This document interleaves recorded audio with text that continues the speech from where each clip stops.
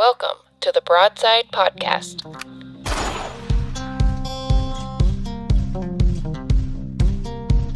With host, my dad, Andy Elliott. All right, welcome back to the Broadside Podcast, and I am Andy Elliott. And on this episode, I chat with Will Matsumoto. Will is the founder and president of WORN, W-O-R-N, Washington Offroad Recovery Network. This is an awesome nonprofit that I learned about that I wanted to kind of get on here and talk about. And these guys pick up where some places end in terms of recovering your vehicle. So let's say you get into a situation and you're out in the woods and you slide off a road and maybe they can't get a tow truck out there. These guys pick up at that point and they can rally a team together. They get out there and recover your vehicle. And it's a pretty cool program. I wanted to highlight these guys on here so that everyone listening that's heading maybe off the asphalt this year for hunting season might want to put their phone number and information in your phone. So thanks for listening. I hope you enjoy it. All righty, yeah. So yeah, if you just want to start by introducing yourself and telling us a little bit about yourself. Well, my name is Will Matsumoto. I'm a Washington native, and I'm the creator and current president of the Washington Offroad Recovery Network. So I thought when I saw this, I saw it through a friend of mine who I believe is part of, he's part of the network. I'm not 100% sure. Mike McKenna. I don't know if you know that name or not. Yep.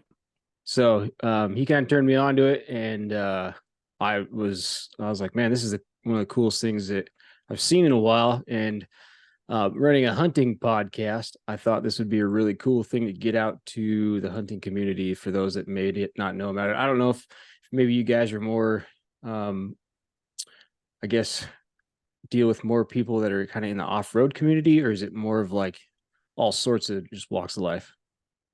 It's mainly people who enjoy the outdoors. Occasionally we'll get people that are just completely lost, whether they follow their GPS to their own doom, and which does happen quite a bit in the winter when people are trying to take bypasses. Siri and Google like to send work our way.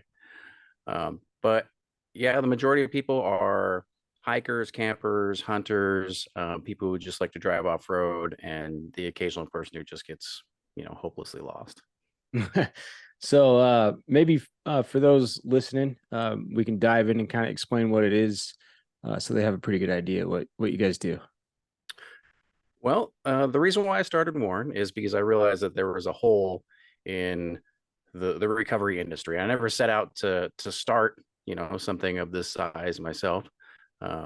Basically, if you go out right now and you believe what the Jeep, the Toyota, the Ford commercial tells you about how far you could push your vehicle, and you end up getting stuck out there because you believed what the vehicle said that it could do, there's really nobody that is going to go get you. Like if you're far enough off-road, a tow truck's not going to get you. AAA is not going to help you.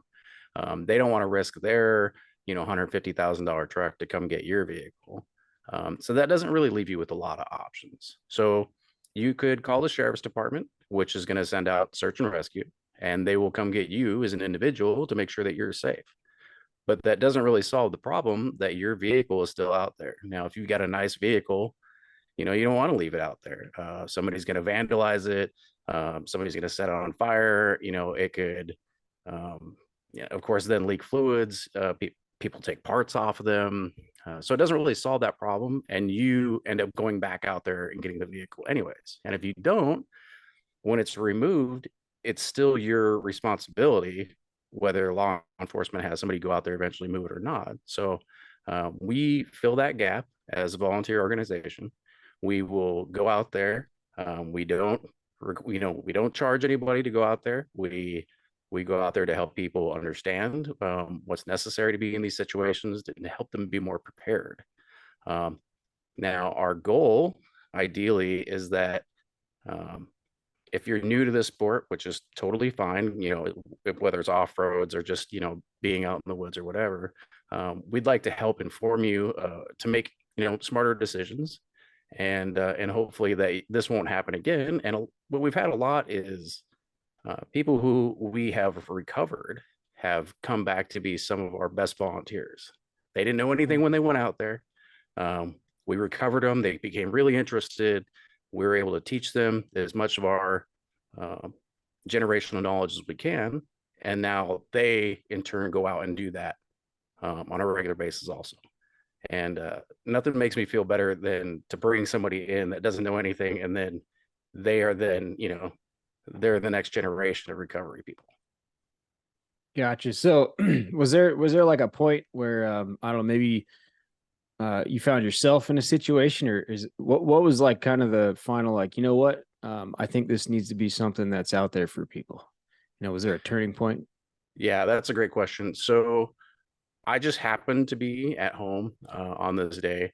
I took a day off and I was just having, just a relaxing day by myself. And a friend of mine also decided to play hooky, which we do occasionally. And he got too close to a river and got his Jeep in the river, which, as I'm sure you know, in Washington, it's a big no-no. Yeah. But the fire and the police department were literally on the other side of the river where there's a paved road. And he was saying, hey, can you help me? Can you send a tow truck? But it just so happens that on the side that he came in from was 2.5 miles down a windy dirt road. And they're like, no, we can send a Swiftwater team over to get you as an individual, but your Jeep is there. And he's like, well, that doesn't solve any issue. It gets me, out, but I'm actually safe right now. I'm fine. So he tried to search around through different off-road groups, and it wasn't really getting any luck. And a lot of off-road groups are, I'm a Toyota guy or I'm a Jeep guy or whatever. They only do their certain thing, and it's very, brand loyalist sometimes to a fault. And I found that there was no groups that were specifically for the recovery of vehicles. And so our group, that's all we do. We recover vehicles. We don't care what your vehicle is.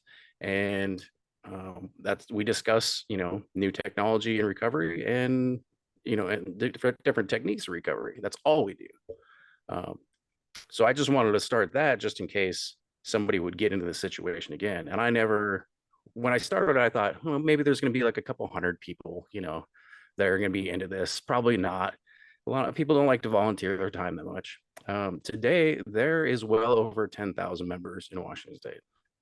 Oh wow, that's actually led me to my next question. That's pretty awesome. And so primarily is all those members, do you guys communicate through like your Facebook group, which I've joined, obviously? Is that kind of the keystone of there?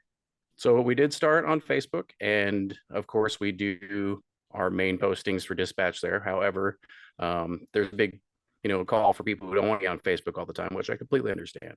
So if you would like to, we will send you a text message out when there's an act of recovery in your region. And when you sign up for that, you would say, this is where I normally am. And you'll get notified when there's recovery in your area, and then you'll look it up. So that way you don't have to be on Facebook all the time. You don't have to deal with that. Yeah, that's pretty awesome. So is that something people sign up through like your website? You can go to our website for information. You can specifically ask for that through our website. You can come through Facebook and specifically ask for it. It's really up to you. Sweet. So what's I guess, let's say I'm someone heading out into the woods. Where do I go? Is there a number that I can store in my phone? Or Yeah. how do I get a hold of somebody? We do have a 1-800 number, and you're welcome to call us at any point in time. You can send us a text message. You can send us an email. If you're really remote, there is a possibility for us to get through to you through ham radio. It's better off if you let us know ahead of time if you're going to be that far out. A lot of people choose to use the satellite text message services instead. Gotcha. We've gotten a lot of those more recently as people are going out further. So like you guys have like a sat, like an inReach, like a Garmin inReach or something like that, or? Yeah. So people who are out in the field will send us a text through their inReach, and it'll say, hey, this is so and so. and it'll also give us some coordinates. And that can be a little bit problematic because we don't exactly know what the situation is a lot of times with the older inReaches, but the newer ones can give you more of a exact idea of what's going on. Gotcha. Yeah, that's definitely a number you got to have saved in your stuff. I know that I ran into a situation. Oh, I guess it was 3 years ago. I was up spring bear hunting in the Blues, new area I didn't know much about, and ended up sliding off the road in a snowdrift. And I didn't know. I was like, I'm camping here until somebody comes by. Like I had no service, no sat phone, no nothing. I was like, what? Like just completely unprepared. And luckily, people came by on side by sides, and somehow this guy was able to pull me out of the snow in my 1-ton pickup with his Polaris Ranger, which was crazy. But yeah, that's that was kind of one of the moments where I was like, man, I gotta be more prepared. So I went and I got a Zoleo communication device. But and then yeah, then I kind of heard about your guys' stuff, joined the group, and I'm like, man, this is a great thing to have. And I, you know, so say I am stuck. What does how does that go down? What's a typical like recovery look like from your guys' standpoint? You get a text message from somebody, and then is there a all like a call out to everybody, or how does that go down? So typically when we get information about somebody who's stuck, first what we're going to do is we're going to look up whose property it's on. And Gotcha. if it's on a certain property, we want to make sure we get all the permissions first. Now we have really good relationships with all the different agencies and law enforcement that are involved in the state, and they really appreciate that we make sure to reach out to them.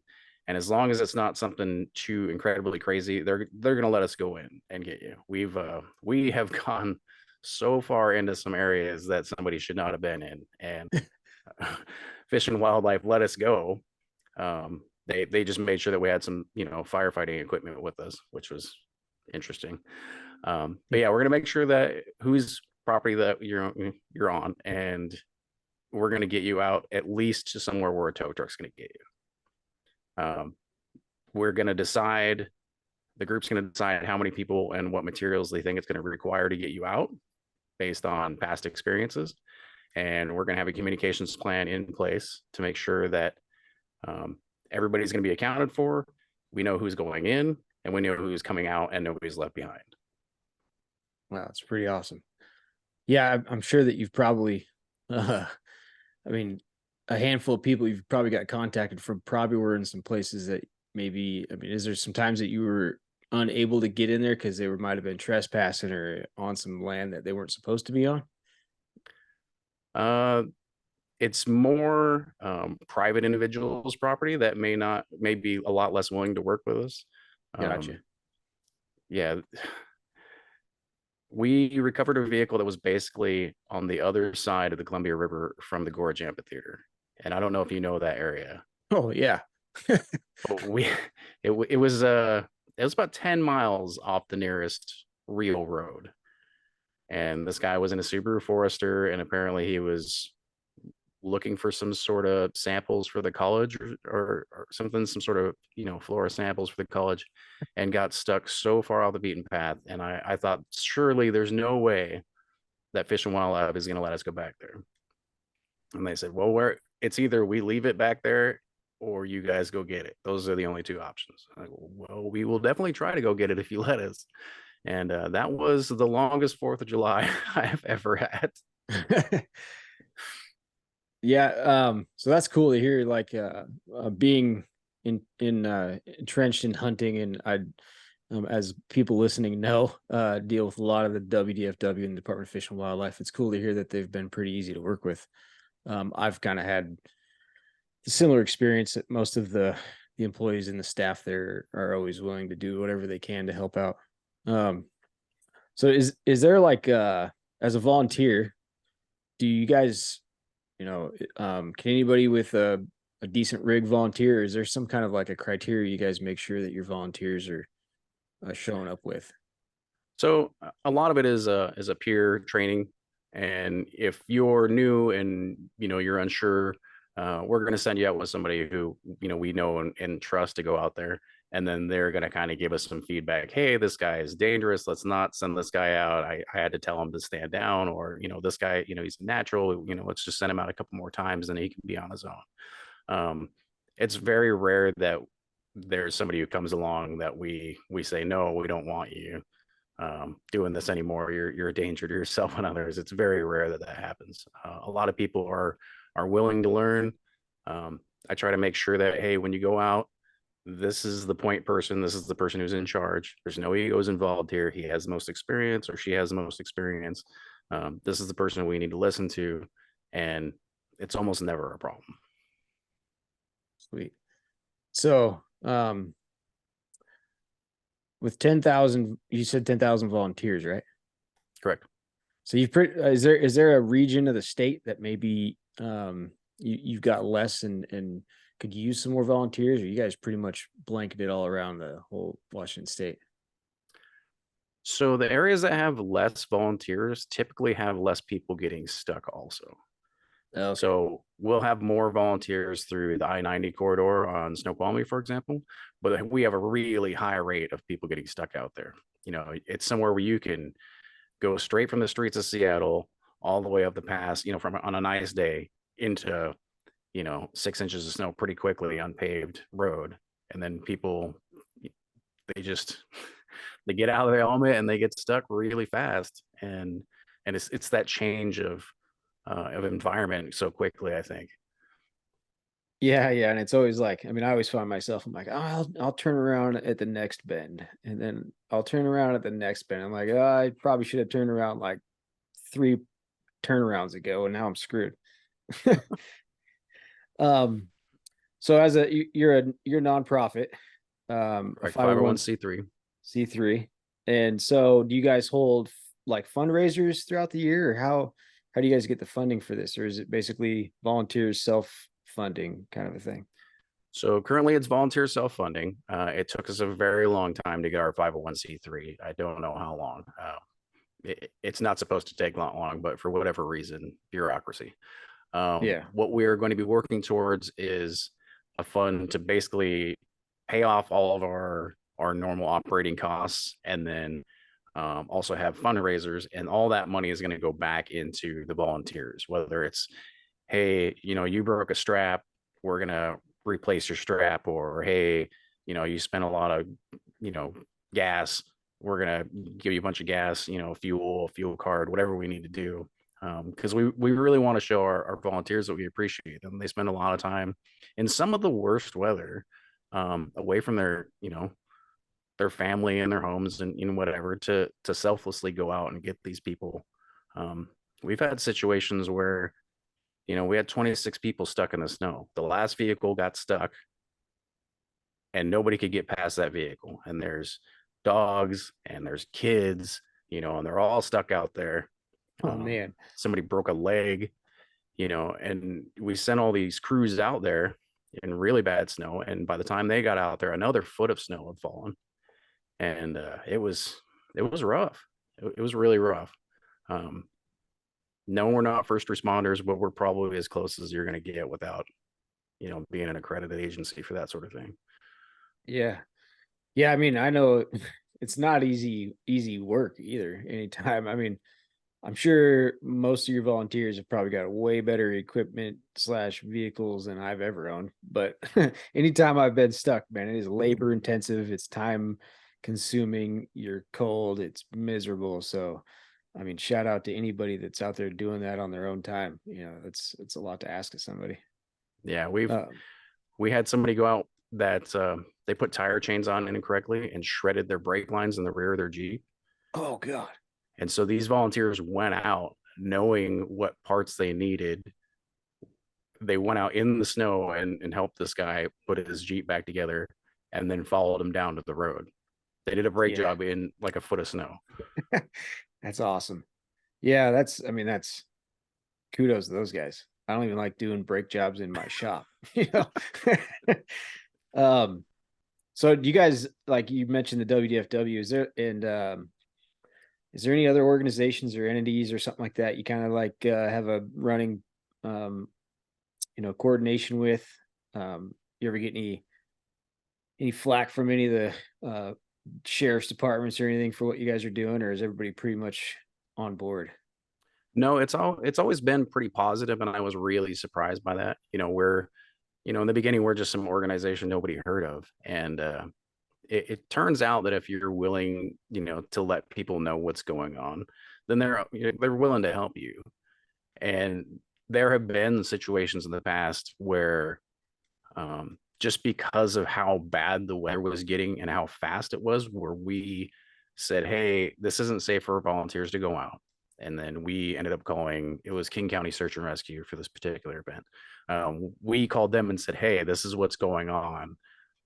We don't feel comfortable going out. We haven't had contact from this person. The weather's getting worse." And they ended up sending a snow cat out to go get that person. Oh, So it's all, a lot of people will just go out and get themselves stuck out of ego's sake, but we really try to rein that in. We want to make sure that all the people involved are safe. It doesn't help to send more people in to get stuck. yeah, So I think that's a big part of why law enforcement is, we have such a positive relationship with them. If they tell us that, "Hey, we need you to stand down for whatever reason," okay, it's your gig. yeah, You've now assumed command of the situation. But that very rarely happens. In 7 years, I think it's happened twice. And right now we're doing, on average, 2 recoveries a week. Of course, it's stacked up in the winter. It's not through summer. So sometimes we'll do 7 recoveries in a week. huh. Yeah. So that's so I've seen. Luckily, I haven't had to use you guys yet, but I've seen the posts on. I watched the group, and like it's pretty cool to see if something pops up and like how quickly people are responding and everybody's like, let's go, like gung ho to go help. Uh, so you mentioned like somebody had a broken leg. Have you guys had to run into any like serious medical conditions, or you've had to like and had to respond to those? Is there any like time that sticks out in your mind where shit kind of got real, for lack of better words? We had some situations where people were, uh, last winter, for example, we had a situation where we were asked to escort a search and rescue group up because they were worried about how long these people had been outside. They were elderly, in Jeeps. And by the time we got out there, they had been in the cold for 32 hours, I think. Oh man. And they were really weak and they were cold. They had ran out of gas by that point, and it was pretty sobering. Typically, if we think that, say, you're sick and you need medicine, and we understand what the situation is, we'll send search and rescue to make sure that you're all right first. Because they'll rip up there in a snowmobile and they're going to go a lot faster than we're going to go in our Jeeps, no matter how badass they are. Yeah. They're going to get there faster, and we want to make sure that you're okay first. That's our top priority. Um, Vehicle secondary.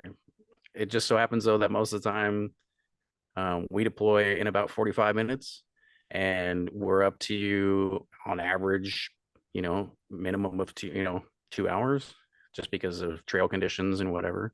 A lot of times we can get somebody in 90 minutes, which is pretty astounding for how stuck some of these people are. Yeah, and you're probably beating most first responders there anyway, right? Like not Correct. talking down on them, but with that amount of people you have everywhere, and the willingness I've seen, like, I mean, I don't see many other organizations mobilizing as quick to get things No, done.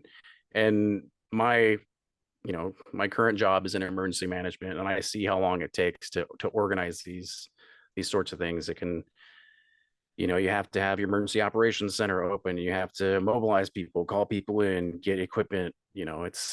We can be there a lot faster, in general.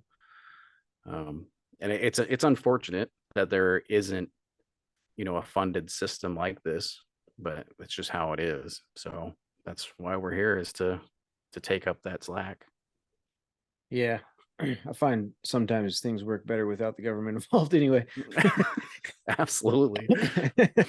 um, so what about like, what's one of the craziest recoveries you guys have made, like that sticks out in mind? So we had a lot of these logging roads and access roads have communication centers at the top of them, whether it be for cell phones or for radio or whatever. And they will, a lot of times, if they're getting equipment up there, they'll use a snowcat. And last year we had a full-size Dodge with a trailer with a snowcat on the back. And it was out of the snow, but it had hit some snow coming around the corner, and it had rolled the trailer and the snowcat off of the road. It snapped the hitch off the truck. Oh my Thankfully, God. it saved the truck. Yeah. But we had to flip the trailer over, get it out of the way, dig it out from the ground because it had buried the tongue in the ground. Yeah, we had to unhook the trailer from the snowcat because it was still hooked up, dig the tongue out of the ground, flip the trailer over, get the trailer back onto the road, and then flip this piston bully upside down, disengage the drive gear and drag it back up onto the road, and then drag that onto the trailer. The piston bully survived with minor damage. The trailer survived with minor damage, and they were able to just drive it home. And it was quite an ordeal. But we got it out in 2 days, and it's pretty intensive. There was a lot. We had another one where a guy was out. I think he was glamp hunting. He had, I think it was like a 40-foot travel trailer, and he was coming down the road, and they hit ice, and it threw the truck and trailer off the side of the road. And it just so happens that the side of the road was, a quite steep hill, and the truck managed to stay on the road, but the trailer was hanging off, probably at a 45-degree angle. And we managed to have 3 Jeeps drag all that mess back up on the road. Shit. Yeah. I guess I can kind of going back a little bit. I understand like what you were saying about like the brand loyalty thing. We run into that a lot with like hunting. Like, I'm a bow hunter. Go screw yourself. You're a rifle hunter. What you know what it is. So without like putting anybody else down, what do you see? Like, is it Jeep or is it Toyota? Like, what are you guys mostly using? What's or is it just dependent on how the thing's built? I have a mechanical background, and I am more of an engine person. Like, there are certain engines that I really love, but like I don't care what it's in. Like, if you put, like a 4.0 straight six that was originally in a Jeep in whatever, that's one of my favorite engines. Or like, an LS is an amazing engine. GM spent a ton of time developing that. Or, a 4BT Dodge or a 6BT Dodge. Like, those are power plants. Like, I don't care what it's attached to. I know that particular part is going to run for a long time. There are a ton of people that run, Wranglers of all types. Wrangler's kind of it's gotten really wishy-washy what a Wrangler is these days, because there's truck versions and there's 4-door versions and all sorts of things. A lot of people love to run the Wranglers. I run a Cherokee. A lot of the guys that do the majority of the off-road stuff have highly modified vehicles, whether it be, we have a guy who was on the Discovery Channel, for example, who does a ton of recovery for us. He was, I think it was Alaska off-road something or other, but his vehicle is a Jeep, but there is nothing in that is a Jeep anymore. It's a fully customized constructed vehicle. I think the engine's a Chevy, the axles are GM. It's I would say the majority are Wrangler people, and probably next majority would probably be Tacoma people, Toyota Tacomas. Gotcha. And I'm certainly not going to besmirch anybody for choosing either one of those. Yeah.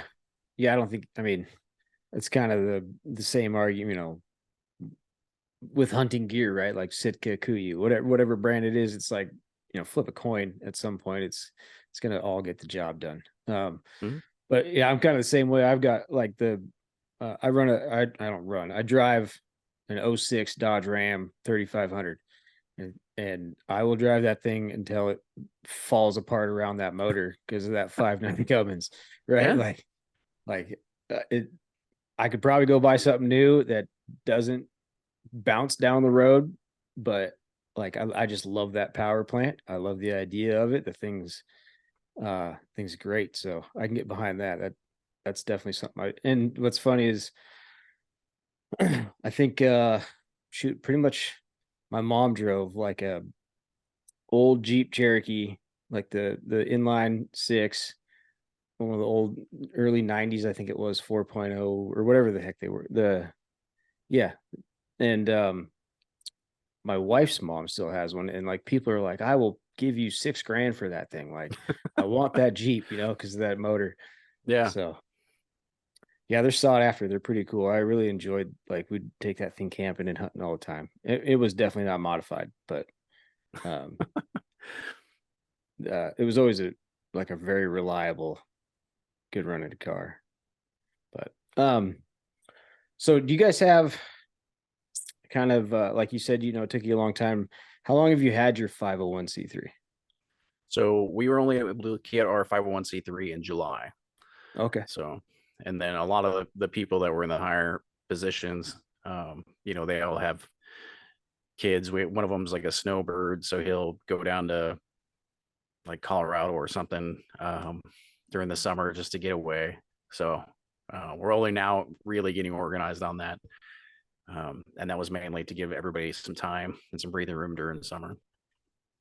So, where do you guys see, in the future? You guys got any plans on, you know, other services or anything that you guys plan on doing in the future? Fundraisers, maybe? Is that in the future too? Or So during during lockdown and COVID, well, previously before lockdown and COVID, there were a ton of different events, and we had like a Wounded Warriors run, and all these different Jeep runs that I grew up with, and I really miss.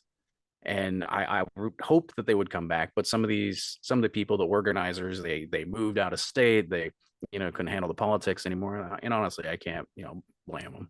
Um, but I want to bring those back.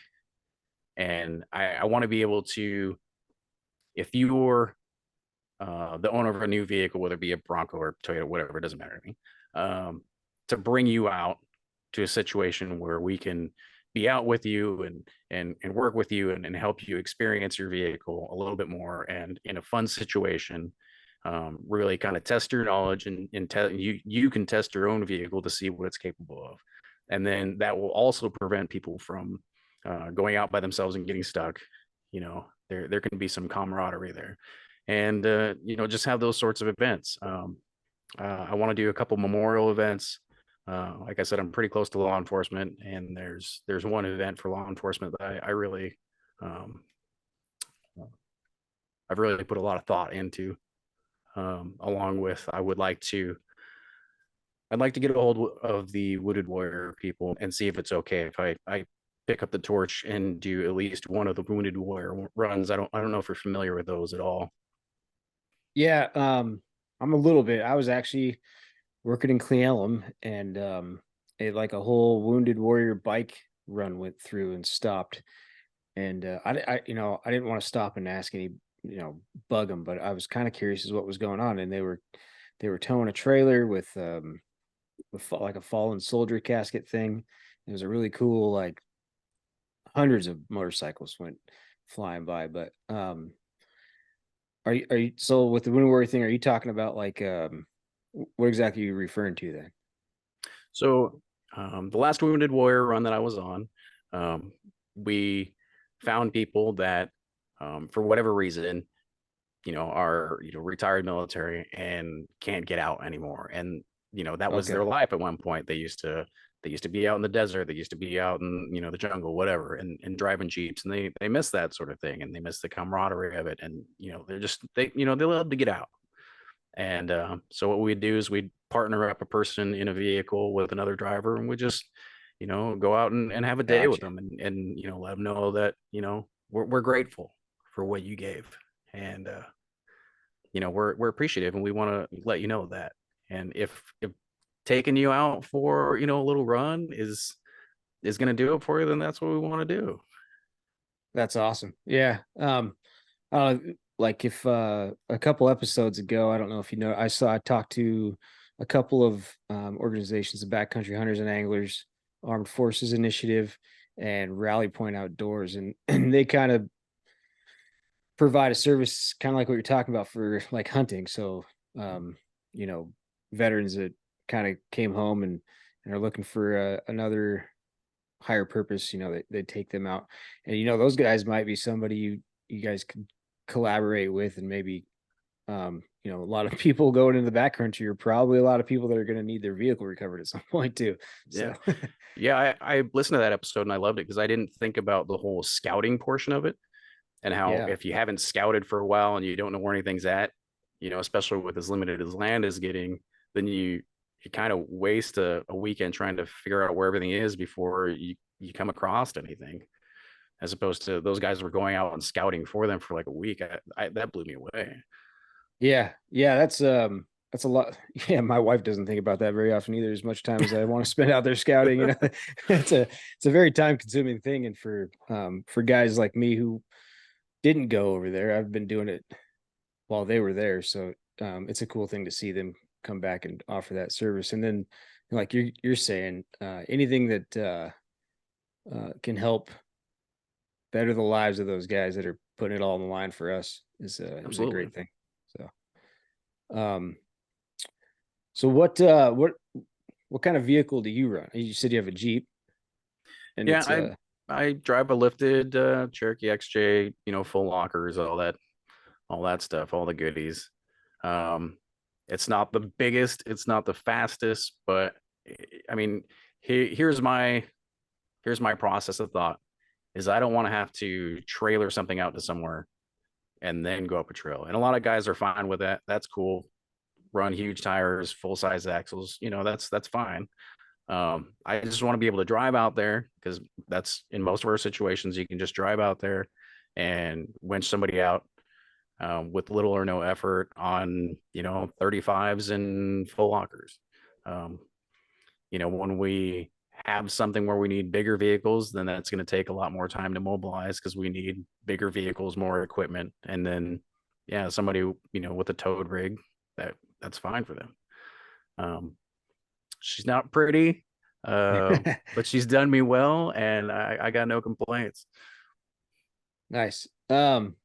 So you said do you guys, most of your calls come from that I-5 corridor, or what region would you say is your busiest, I guess? So that's definitely the busiest, is that I-90 section. Or the I-90, sorry, yeah.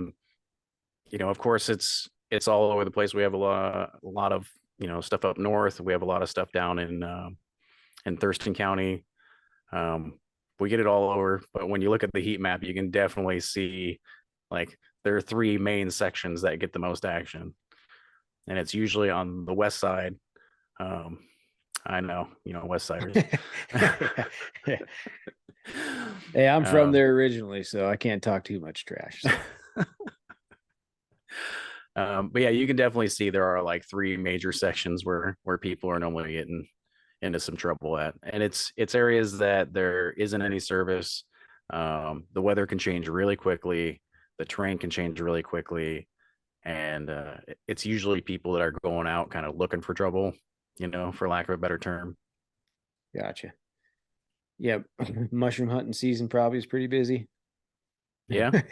uh, Unfortunately, around me, it seems like we lose a mushroom hunter every other year. Oh wow. They just disappear in the woods, and then they find them in springtime. Really? So yeah, Oh it happens a man, that's lot. crazy. Yeah. Yeah, so I mean, I kind of answered the questions that I had. I don't, what's the best way? I think you kind of mentioned that too. Reach out Facebook and store that phone number in some device that's headed out there. Any other, uh, well, how about this? How about if I'm headed out there, what's a few items I can throw in my rig to that really might help me along the way if I do find myself stuck? Are you talking about recovery gear or are you talking about Just communication? something.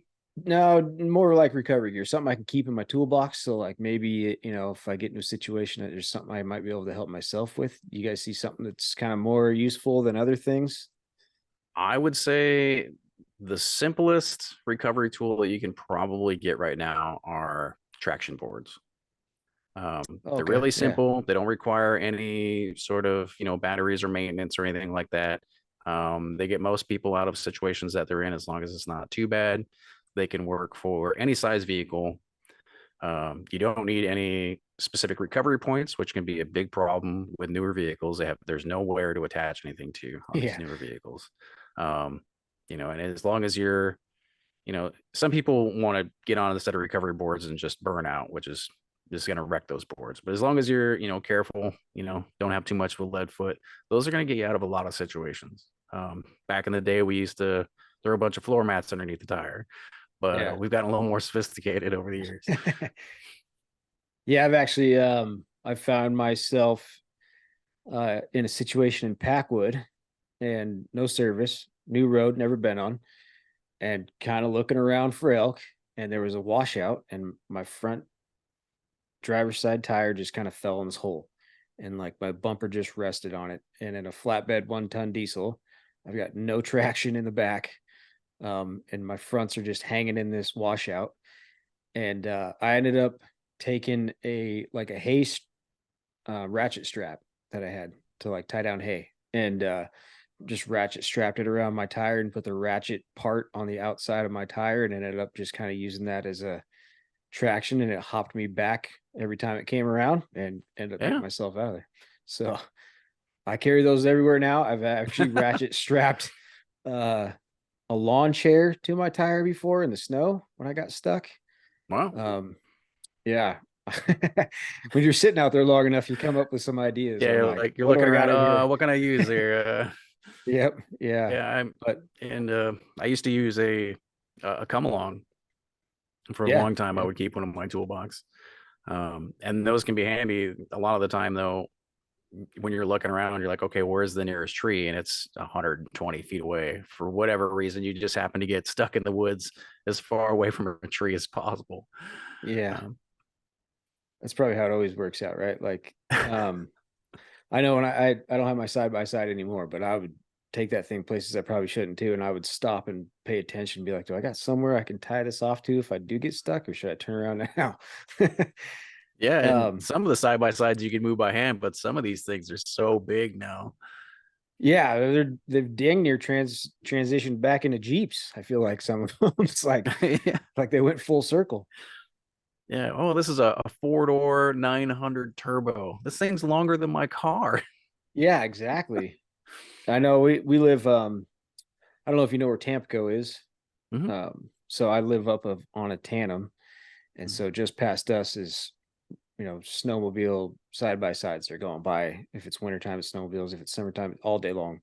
Mhm. And it's almost every week at some point those are followed by sirens, and someone's up there getting in some serious trouble in their side by side, because I think those things are a little bit built too well for some people's abilities, is what I've Yeah. noticed. Yeah. Some people are just not as great of drivers as they think they are. We'll just say that. Yeah, they do more than that person should probably be behind the wheel of. That's for sure. Um, all right, so um, I'm gonna direct people to the Facebook group. Do you guys have Yeah. an Instagram too? We do. It's very minimal at this point. Um, I've been pretty busy, so Yeah, with no, the that's yeah, 501c3 stuff, I will start posting more stuff there. We are working on more media. just to kind of show people what we do. Again, we never expected it to get this big, so we never documented what we did. Yeah, no, it's awesome though. I really like the idea. It's a great idea. It's a very a needed thing, and I'm glad somebody saw that. Uh, I can direct them to there. Anything else you want to let anybody know about how to get a hold of you guys, or um, actually one more question for you. Yeah. Like you said, those people that kind of got stranded for a while, what's a good first aid kit? Maybe someone needs to be, if you're going into the woods, what would you recommend them throwing in their rig before they just go get stuck in the snow somewhere? That's a that's a good question. Mine, of course, is quite extensive. Um, Not that I've really needed it, but because I'm always afraid I'm going to need it. Yeah, Um, well, better to be prepared than not, though, right? yeah, I would say the things that are really going to save you are things that are going to stop bleeding. If it's gotten to that situation, you're going to need something that's going to stop bleeding. Whether it Yeah, be, you have a compound fracture and you need to be able to stop bleeding. You might lose your leg. You might have, uh, I, this poor guy, he went on a quad down into a gully and it was full of water. And when he came back out, there was a stick stuck all the way through his oh leg. Yeah. God, It's things like that that are going to keep you from bleeding out before you get back.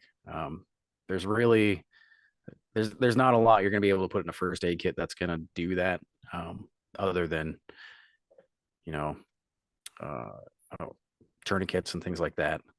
Um, and yeah, and prepare yourself with knowledge. Probably is yeah, um yeah, those videos, man, I don't know how many times I've seen those where the guys are bombing down a trail on a side by side or on something and a stick comes through the floorboard yeah, and through the seat. It's like, oh my God. Like, um, but yeah, I really appreciate you coming on. I think what you guys are doing is awesome. And I really hope more people get a hold of you when they need you, volunteer to help you guys out. And if you guys start doing some fundraisers, let me know because I'd love to point some people in your direction and come check one out too myself. So absolutely. And we hope that you never need us, but if you yeah, do need us, we're here. yeah, I'm probably gonna. So knowing myself, I'll get ego stuck, like you said earlier. That's kind of my problem. My So best advice is to just go out with another vehicle, so at least you have somebody to drag your butt home if something happens. yeah, yep. Um, yeah, dude. Yeah, I'll tag your Facebook. Shoot me over the number too if you wouldn't mind. Do you want me to throw that out there as well? I can get that on the show notes and help Yeah, people get a absolutely. hold of you. Cool. I just want to say I really appreciate your podcast. It's enlightened me a lot. I'm not from a family of hunters. I do a lot of fishing and foraging and stuff like that. That's not to say that I don't respect hunting. I really do. And it's certainly given me a lot more knowledge than I had to start with, and even some things that I may not have seen in the what I would consider the appropriate light, like the dog tracking with the bears or with the cougars rather. Like Yeah. that really enlightened me as to what's going on, and obviously there was something I didn't know. So I just want to say thank you for enlightening somebody who's not really in that world.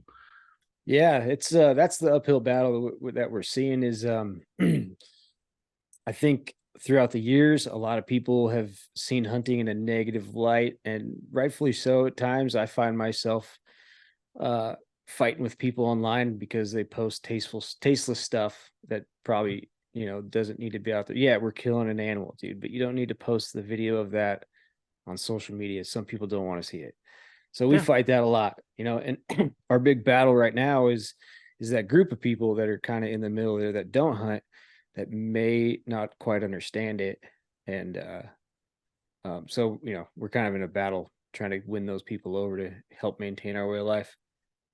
yeah, Because I want my kids to be able to do it. My daughter loves to go with me and she enjoys eating the meat and stuff like that. So any way we can help um, educate people on what we're all about, because like I said, we've been painted in a negative light for a long time. Yeah, and it comes in all sorts. We have the same kind of yahoos when it comes to fish. People doing dumb stuff, and Yeah. it makes us all look bad. Yeah, you probably have the same kind of. I mean, I'm sure you guys probably deal with that with in the off-road community as well. There's probably just as many bad apples there that make you kind of look bad. Well, absolutely, and one of the reasons why we do what we do is because if your vehicle gets stuck out there and all the parts are stripped off of it, the next guy comes along. Say it's somebody who isn't into off-roading; they're just a hiker. They're like, "Oh, how could somebody just strip their vehicle out here?" You didn't strip your vehicle. Somebody Yeah. else stripped all the parts off your vehicle, but it Yep. makes us all look bad. So that's one of the reasons why we want to get those vehicles out of there. We don't want it to be an eyesore. We want to leave no trace. And even when some of those vehicles are stripped out, we went on 2 missions this summer, with one with the tribe, the Nisqually tribe, and one with DNR permission to go recover vehicles that have been stripped and left out in the woods, just to kind of preserve that and let everybody know, like, we weren't here. We removed Yeah. those vehicles from there, and it's not an eyesore. And it's especially with auto theft right now, it's becoming more and more of a problem. But yeah, it paints us in a bad light, and it's not even something that we're involved with. Yep. Yeah, we get and that's kind of one of the things too is when people say, a hunter killed 3 deer out of season, it's like, whoa, that's not a hunter. First of all, that's a poacher. Yeah. That's not us. We don't do that. If anything, I'm turning that guy in because that'll help me get a better tag next year. There's a Yeah. reward system for turning in poaching. Oh, I didn't know that.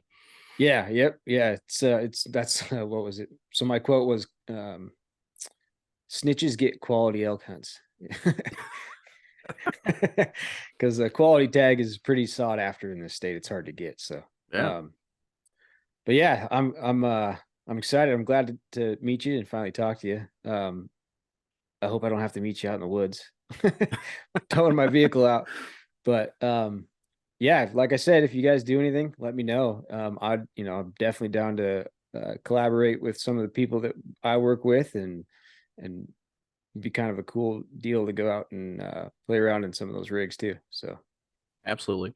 And if there's people that just want to contact us to kind of get more skills and more involved, you don't have to contact us just because you're stuck. If you want to be a part of the recovery group, or to learn more about your own vehicle, we're more than happy to teach. We have tons of experience in this sort of thing, and a lot of these people, either like one of our admins, for example, he races King of the Hammers every year, and I don't know if you know what that is, but he's pretty high up there. Like, he knows his stuff. If I have a question, I go to him. He owns his own shop and wins King of the Hammers all the time. So that's the guy I'm going to ask. So if we don't know, somebody in our organization will know. So awesome. Yeah. And yeah, if you know anybody that's interested in maybe getting out and trying some hunting or stuff like that too, I've got some pretty close friends that there's a First Hunt Foundation that's all geared towards helping people learn that stuff also. So awesome. Yeah, it's a pretty cool community. Just like your guys's, we're trying to make sure people, like you said, leave no trace, so that we can all continue to enjoy the outdoors. Yeah, absolutely. But right on, Will. Thanks for coming on, and I look forward to talking to you again. Awesome, man. Thanks for having me on. Thanks.